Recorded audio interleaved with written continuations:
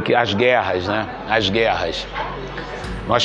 Eu acho que poucos têm oportunidade de ir. Eu fui ao Paquistão, na outra parte da Costa do Marfim, que inclusive teve guerra civil logo depois, em Abidjan, nas cercanias de Abidjan, que é a capital. E nós fomos escoltados pelo comboio da ONU. Nós vimos porque há essa divisão na Costa do Marfim e nós tínhamos um quartel da ONU, vários soldados de várias nacionalidades acampados ali.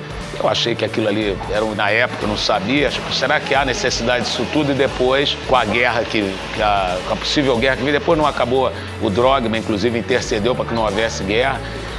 Mas houve início dos conflitos e a gente viu que aquilo era necessário. Nós fomos escoltados para jogar pelo comboio da ONU. O futebol é a minha vida, né? Desde o início, como atleta.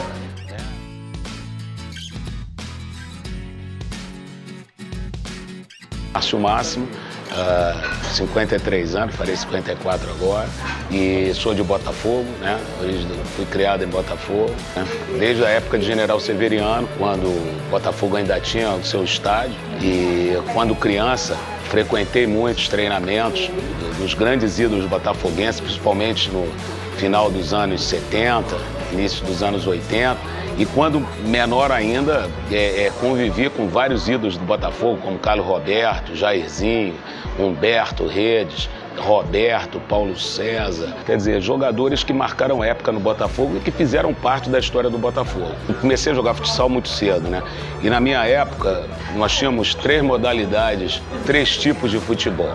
Nós tínhamos futebol society, tínhamos o futebol de salão, o futebol de praia, mas o futebol de praia naquela época era muito restrito às pessoas da praia. E eu era de Botafogo, quer dizer, Botafogo não tinha um futebol de praia naquela época dos anos 70 muito desenvolvido assim. Então, o que me estimulou a jogar bola foi realmente o salão e o society. Fui campeão carioca, cotado, seleção carioca, cotado inclusive para a seleção brasileira de salão. E eu depois tive, e nessas idas e vindas eu também treinava no campo, isso depois dos 16 anos. Mas como naquela época o futebol de salão é que tinha uma estrutura financeira que ajudava muitos atletas, eu não fugia a isso e dedicava a maior parte do meu tempo para o futebol de salão.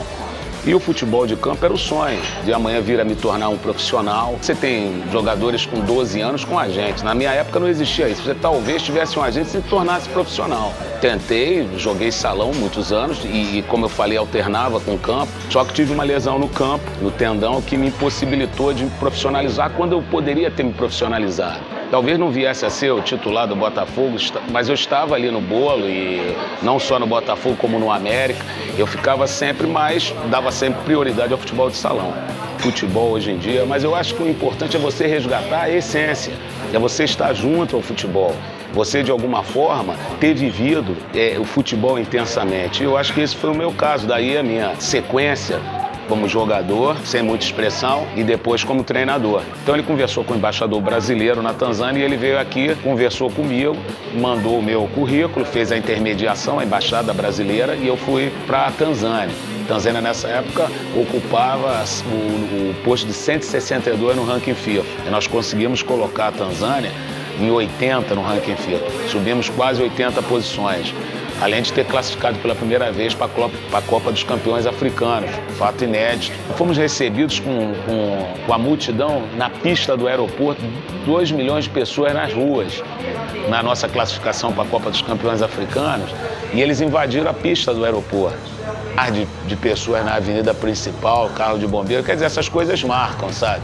Realizar uma Copa do Mundo, eu acho que uma Copa do Mundo, uma Premier League inglesa, né? A Premier League inglesa que tem uma visibilidade. Eu acho muito, isso não é vaidade, é você poder mostrar seu trabalho num âmbito global, num âmbito mundial, sabe? Então acho que quando você vai a uma Copa do Mundo, e alguns treinadores brasileiros conseguiram isso, você mostra seu trabalho para o mundo inteiro, o planeta. Numa liga inglesa você também consegue isso. Uma Série A brasileira também, apesar de eu ter feito a minha carreira basicamente no exterior, eu tenho o objetivo de ainda disputar uma Série A no Brasil, de poder mostrar meu trabalho. Então acho que isso aí é inerente à profissão. A gente tem essa vontade,